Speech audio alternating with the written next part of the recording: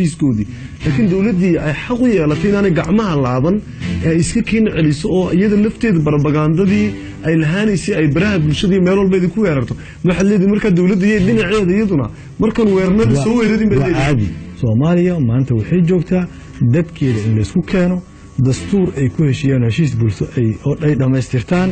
sidii amniga loo suulaa si doorasho loo galo aan uga baxno doorashada dadban 10 sano aan ku soo jirnay aan uga baxno waxyaalaha asaaska ah oo asaliga ah ama mudnaanta leh Soomaaliya kuwaas waay laakiin ninkii isu istaajidaan xaqay iyo account lacag ka soo bixiyay mid kale aan ku shubay iyo waxaan iri dawlad wanaagan sameeyay iyo islaamaheesii iyo gabdho maaragtay la soo buuxinay dhalinyaro iyo anigu ma hayso wax sida dawlad horumarkeeda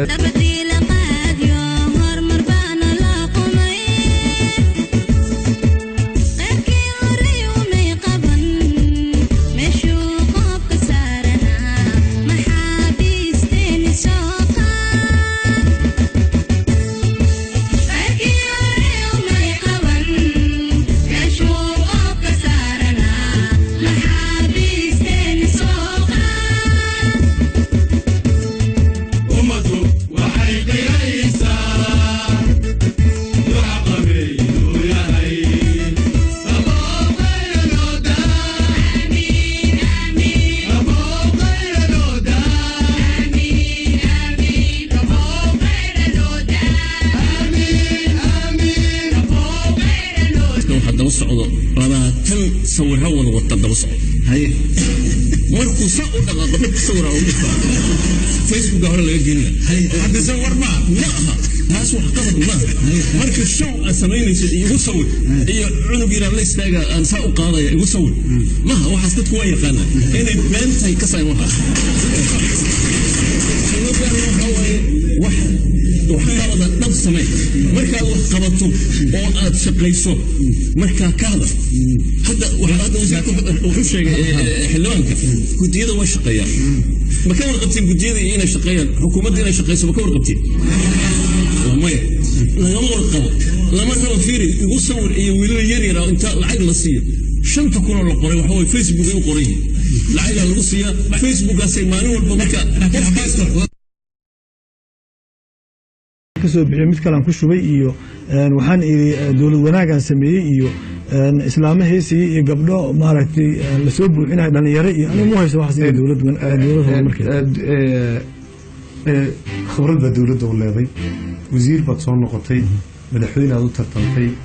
xisbi dhan baad wadajir baad hogaamiyey marka siyaasi si fiican u koray oo taariikh fiican kula baatay marka waddanka taariikhdan casriga ama sanooyinkan casriga ma la fahmi karaa cidda adigu xiriirka la leedahay ee dawladdu eedeynaysa leedahay cid cadow haddii dawladdu qariso ama cabsi u qariso ama dawladdu u qariso istiraatiijiyadeeda siyaasadeedba waxay sheegtay xataa in xildhibaanada dalal shisheeye lacag ay ku soo siisay jiraan adigana xiriir lagula sameeyo marka ma ogaatay cidda saxda ay tahay magac dawladeed weli annaga ma aanan maqal oo official ah adigu madaxweyne aad u tartantay sharcigii wasiir baad soo noqotay dawladnimadii aqoon baad u leedahay maxkamad gobol oo ku fasaxday oo go'aan soo saartay waa difaacaysaa maxkamad sharciga oo iyaduna dib kuugu yeedhayna waa diidaysaa marka miyaanay ahayn wixii adiga fursad ku siinaya siyaasadaada iyo danaha adu aad leedahay amaba jaaniska aad leedahay taageerayna ogoshahay wixii kale ee ka soo horjeeda ama sharciga kala dhinaca kala raacayna inaad diidayso oo sharciga midna aad ogoshahay midna aad diidayso miyaanay noqonayn laba maxkamadood oo kala sarreeya rabitaan odayaasha dhaqanka ee magaalada madaxweynayaasha gobolada gudoomiyaha gobolka xildhibaanada community-ga hadda aniga aan meeshan joogo matala oo aan kala har lahayn cadaadis ay saareen dawladda ugu sii deysay adigu sharciga ma diiday markii lagu yimid Cabdiraxmaan Cabshuur hogaan markii guriga la yimid ciidanku yimaadeen lagula hadlay waraaq sharciya ma lagula yimid madaxweyne ma lagula yimid miyaa lagu dhageystay farmaajo wuxuu kambeynka ku jiray lacagta hotel Jazeera ku qaybinay publicly xildhibaanada ka qaadanay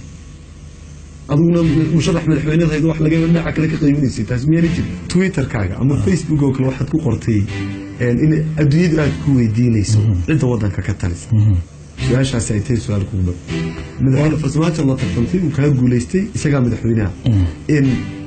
madaxweynuhu ma garan madaxweyne inuu yahay miyaan adugu aqoonsanayn madaxweyne farmaajo fiiri waxa loo buuxi laayahay oo dhowr wasiir hadda loo bedelay oo shaqaynaya oo wasaaradahoodii jooga oo weliba habeenkaas shaqo loo diray oo subxii mid kamida oo u dhoofayay Puntland shaqo xilka looga qaaday oo lagu ixtiraami waayo xataa in loo sheego xilka waa linka qaaday